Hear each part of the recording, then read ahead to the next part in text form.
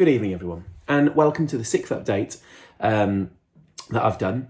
It's always lovely to talk to you all, and the aim of these updates was always about trying to make sure that we kept in touch, that we offered support where it was needed, and to try and show and demonstrate the brilliance of what's going on in our community and our school.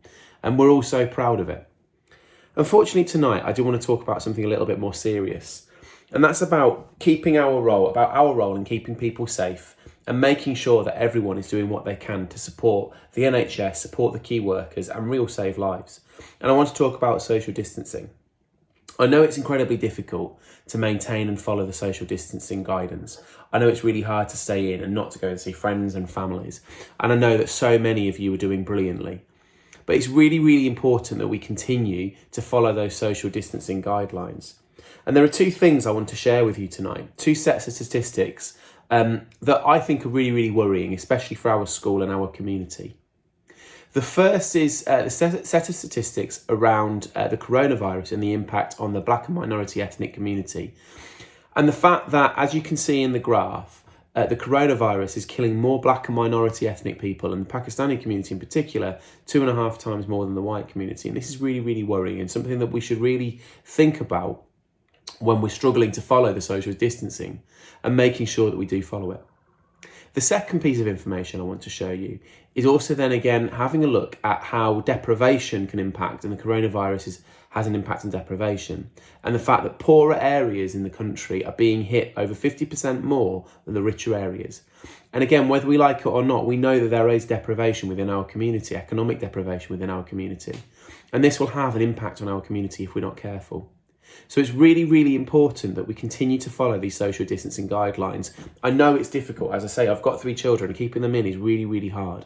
Making sure that they follow all the guidance, making sure that they do the homeschooling is really difficult. And we appreciate everything that you're doing to support us in this. But we really need to make sure we continue to do this.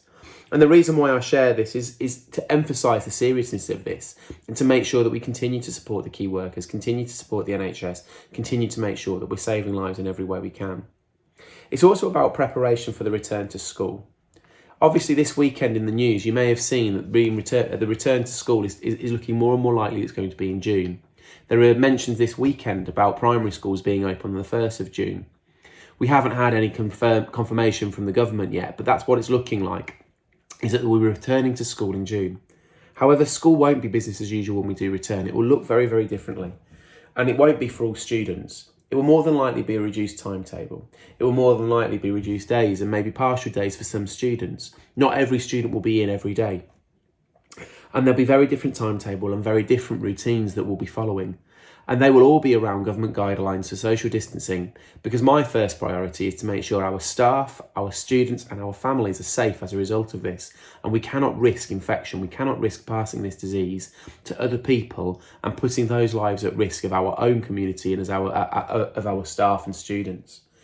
And so over the weeks, hopefully, we'll be showing you some videos, what school will look like, what a classroom will look like, what the one-way system that we're going to introduce to support social distancing looks like, what break times and lunch times might look like, what meal times might look like, what the entrance and exit from school might look like, both at primary and secondary phase. So school will be very, very different. And it's really important that we stick to these social distancings, that we get into the habits of those for when we come back to school. What I'd now like to talk to you about is a more positive thing, and is the work that the Year 8s have done. And this has been absolutely brilliant. Miss Gossett Shaw has sent me some fantastic work from the Year 8s. And again, you can have a look at it as it's going across the screen now. And it's quite incredible, some of the hard work and the consistency and the excellence, and especially of the accelerator students. And there are some students who have been nominated more than once from staff.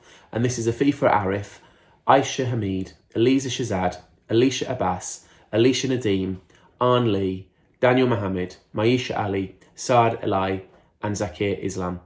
And just thank you very much to all of those students, all of the other students in the other year groups that I'll mention in other updates, who have been so brilliant at continuing to work really, really high.